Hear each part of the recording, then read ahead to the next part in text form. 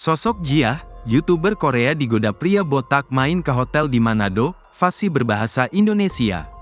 Sosok YouTuber asal Korea yang digoda pria botak untuk main ke hotel saat liburan sendiri ke Manado.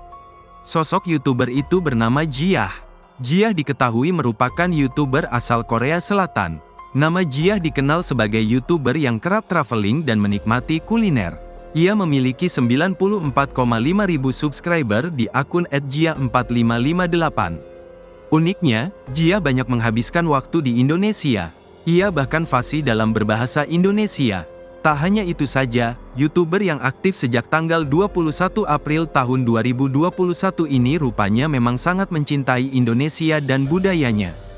Bahkan Jia nekat berhenti dari pekerjaannya di Korea Selatan untuk menetap di Indonesia. Lebih jauh, sebelumnya aksi pria berkepala botak yang muncul di video YouTuber asal Korea bernama Jia viral.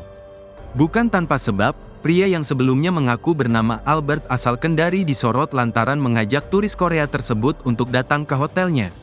Pria botak yang mengajak Jia, YouTuber Korea Selatan ke hotel itu bernama Asri Damuna. Berdasarkan penelusuran Tribun Jakarta, Asri rupanya memiliki jabatan mentereng di Kementerian Perhubungan RI. Asri menjabat sebagai Kepala Kantor Unit Penyelenggara Bandar Udara Sangiani Bandara Kolaka yang terletak di Desa Tanggetada, Kecamatan Tanggetada, Kabupaten Kolaka, Sulawesi Tenggara, Indonesia. Dari salah satu postingannya di Instagram @ubbusangiani Bandara Kolaka, terpampang wajah Asri Damuna yang sedang berpose namaste atau mengatupkan kedua tangannya.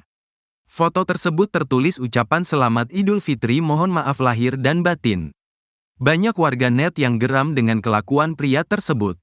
Netizen juga memikirkan bagaimana perasaan sang istri dan anaknya melihat pria botak itu yang secara terang-terangan mengajak Jia ke hotel. Terungkap sosok sang istri yang bernama Hartian Asri Damuna. Sang istri menjabat sebagai Ketua Dharma Wanita Persatuan Sangiani Bandara lantaran sang suami menduduki jabatan sebagai Kepala Kantor. Download Tribun X sekarang. Menghadirkan lokal menjadi Indonesia.